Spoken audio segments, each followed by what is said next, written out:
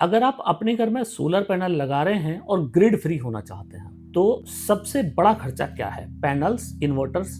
जी नहीं, सबसे बड़ा खर्चा और सबसे बड़ी सरदर्दी है बैटरी। चाहे आप लेड एसिड बैटरी लें जिन्हें 3 से 4 साल में आपको बदलना है, या तो फिर आप लिथियम बैटरी लें जिसके लिए आपको लाखों रुपए खर्च करने हैं। ऊपर से इन बैटरियों को रखने के लिए घर में जगह चाहिए, रखरखाव चाहिए, और लेड एसिड बैटरी में हर महीने पानी डालो और लिथियम बैटरी को पानी से बचाने की जरूरत पड़ती है। लेकिन आज आपको मैं एक ऐसी सच्चाई बताने जा रहा हूं जो बैटरी इंडस्ट्री की नींद उड़ाने वाली है। सोचिए, दिन में सोलर पैनल आपका बिजली बना रहे हैं, लेकिन वो बिजली आपके किसी डिब्बे में किसी लिथियम या तो फिर लेड एसिड बैटरी में स्टोर ना होके स्टोर हो रही है आपके घर की नींव में, आपके घर के पिलर्स में और आपके घर की दीवारों में। जी हाँ, आपने बिल्कुल सही सुना। MIT इंस्टीट्यूट ऑफ टेक्नोलॉजी के टॉप इंजीनियर्स ने बिना लिथियम, बिना कोबाल्ट और बिना लेड एसिड के साधारण से सीमेंट को एक पावर बैंक में बदल दिया है। और ये कोई थ्योरी नहीं है कि सिर्फ कागजों पे लिख दी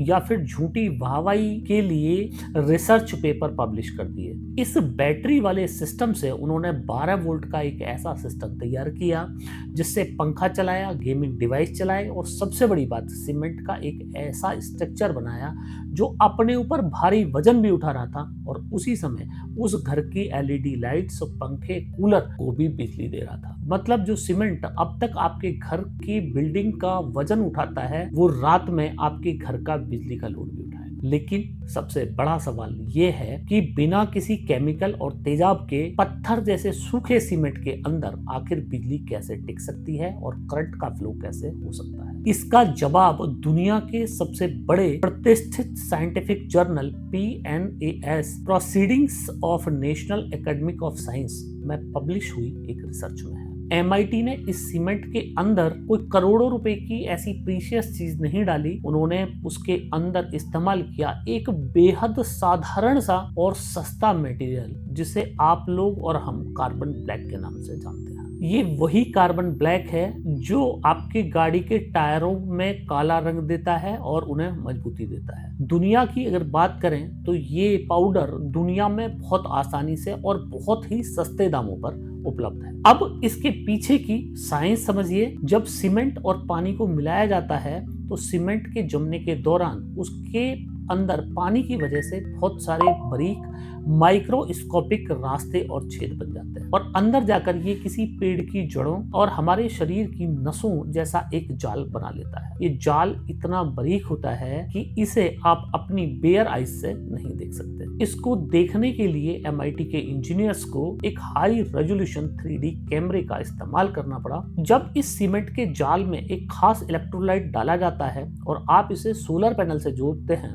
तो ये इलेक्ट्रिकल चार्ज इसी कार्बन के जाल पर जाकर चिपक जाता है। टेक्निकली अगर मैं आपको बोलूं तो ये कोई बैटरी नहीं, ये एक नॉर्मल सी साइंस है जो कि सुपर कैपेसिटर बैटरी के अंदर इस्तेमाल की जाती है।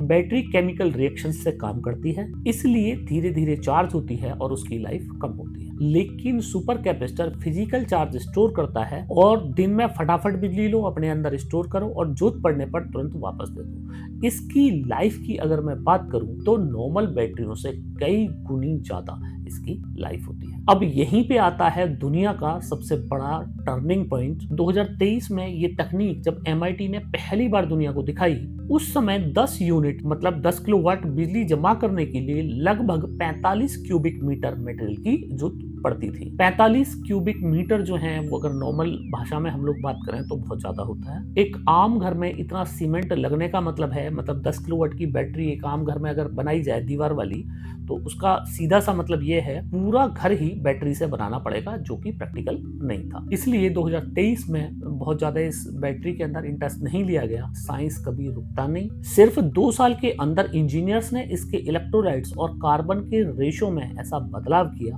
कि इसकी कैपेसिटी सीधा 10 गुनी बढ़ गई। जो स्टोरेज पहले 45 क्यूबिक मीटर में होती थी, 2025 के आते आते 5 क्यूबिक मीटर तक आ गई। 5 क्यूबिक मीटर और 10 यूनिट का आप एक सिंपल सा मतलब समझिए। एक इंडियन घर के हिसाब से अगर मैं आपको समझाऊं तो 5 cubic metre active concrete 10 unit बिजली आराम से स्टोर कर सकता है।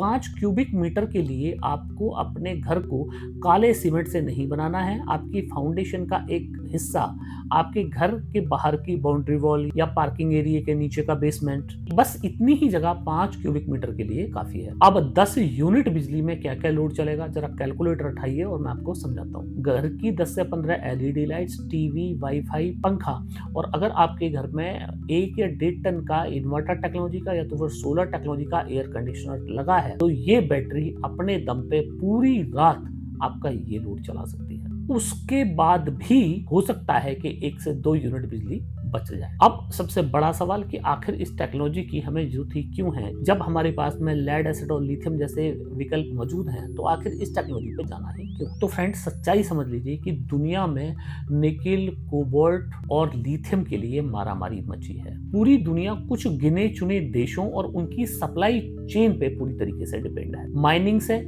हमारा पूरा एनवायरमेंट खराब हो रहा है, और बैटरियों के अगर रेट की बात करें तो बैटरियों के रेट हर साल आसमान छू रहे हैं। लेकिन पानी, सीमेंट और कार्बन ब्लैक ये दुनिया के हर कोने में मिलते हैं। भारत की बात करो तो भारत में इनकी कोई कमी नहीं। ये सिर्फ एक बैटरी नहीं है फ्रेंड्स, ये एनर्जी स्टोरेज का पूरा हिस्ट्री बदलने वाला रेवोल्यूशन है। अगर आपको 5 किलोवाट चाहिए तो एक ब्लॉक लगाओ, 10 किलोवाट चाहिए तो फाउंडेशन में डाल दो। फैक्ट्री से बैटरी बनकर घर आने का सिस्टम ही खत्म। घर बनाते वक्त ही आपका एनर्जी स्टोरेज सिस्टम बनकर हो जाएगा तैयार। और इस रिसर्च में एक चीज और जो सामने आई, जिसपे अभी ज्यादा बात नहीं हो रही है, लेकिन सिविल इंजीनियर्स के लिए अगर बात करें तो वो किसी चमत्कार से कम नहीं है। जब एमआईटी की टीम ने उस सीमेंट के ढांचे वाले ब्लॉक पे हाइड्रोलिक प्रेस से वजन बढ़ाया, तो उन्होंने देखा कि जैसे जैसे स्ट्रक्चर पे स्ट्रेस मतलब दबाव बढ़ रहा था, उसकी कंडक्टिविटी बदल जाती है और उससे जुड़ी एलईडी की रोशनी भी धीरे धीरे कम होने लगती है। तो इसका अगर मैं सीधा सा मतलब बताऊं तो इसका सीधा मतलब है सेंसर कैपेसिटी। भविष्य में अगर आपकी घर की दीवार या किसी नदी पर बना बड़ा पुल सिर्फ बिजली ही जमा नहीं करेगा, अगर उस पुल पे जरूरत से ज्यादा लोड पड़ रहा है या आपके घर के अंदर कोई क्रैक बनने की शुरुआत हो रही है, तो उसकी इलेक्ट्रिकल रीडिंग आपको तुरंत बता देगी कि भाई साहब अलर्ट हो जाइए, बिल्डिंग में कमजोरी आ रही है। और एक बड़ा हादसा होने से जस्ट पहले ही उसको ठीक किया जा सकता है। तो पुल गिरने की जो घटनाएं हैं तो वो तो आजकल आम सी हो गई हैं। तो सोचिए कि अगर पुल बनाते वक्त इस टेक्नोलॉजी का इस्तेमाल कर लिया जाए, 24 घंटे पुल अपनी ही बिजली से चलता रहेगा। पुल पे स्ट्रीट लाइट्स और कैमरे लगाए जा सकते हैं किसी भी दुर्घटना को रोकने के लिए, मॉनिटरिंग करने के लिए। पुल बनाने में हाई ब्रिक्स का इस्तेमाल किया जाता है। सोचिए कितनी बड़ी बिजली वहां से बन सकती है, जो नाइट के टाइम पे केवल ब्रिज को ही नहीं आसपास भी बिजली सप्लाई कर सकती है। और किसी भी हादसा होने से पहले आपको पता चल जाएगा कि भाई हादसा होने वाला है, उसको रोका जा सकता है। तो फ्रेंड्स, अब तक जो आपने सुना उसको सुनने के बाद में आपको 100% लगा होगा कि बहुत बढ़िया टेक्नोलॉजी है, कहाँ से खरीद लूँ, आज की आज इसको कैसे बनवा लूँ।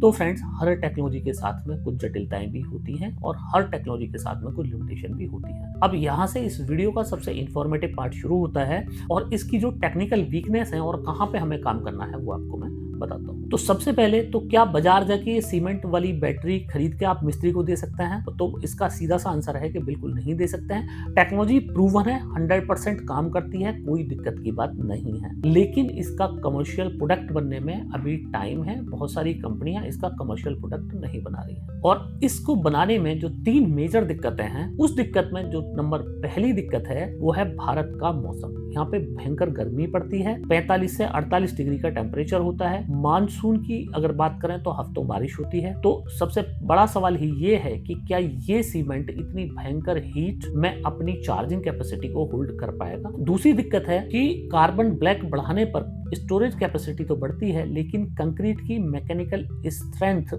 कम होने लगती है। तो किस तरीके से स्ट्रेंथ को बरकरार रखते हुए इस तरह के ब्लॉक बनाए जाएं, इस पे अभी भी और काम करने की आवश्यकता है। और तीसरी और सबसे जो बड़ी दिक्कत है वो ये है सीलन और कील ठोकने की आदत। तो भारत में शायद ऐसा कोई ही घर होगा जिस घर के अंदर सीलन ना आई हो। अगर इस बैटरी वाले घर में सीलन आ गई तो पानी और इलेक्ट्रोलाइट का क्या रिएक्शन होगा। माना आपने अपनी पूरी दीवार को ही बैटरी बना दिया, दिवाली आ रही है और आपको कोई सीनरी या कोई टीवी अपनी दीवार पर टांगना है, तो आपने उठाई ड्रिल मशीन और सीधे उस दीवार में आपने कील ठोक दी। अब जो कील है वो सीधा कार्बन की जो नेटवर्क है दीवार के अंदर उसको टच करेगी, प्लस और माइनस शॉर्ट हो सकता है और आपकी पूरी दीवार डेड हो सकती है। तो फ्रेंड्स, अगर भारत की बात करें तो भारत में इसका सबसे प्रैक्टिकल और कामयाब रूप जो है वो एक दीवार नहीं होगा। भारत में इसका असली जो रूप होगा वो होगा मॉड्यूलर बैटरी ब्लॉक्स।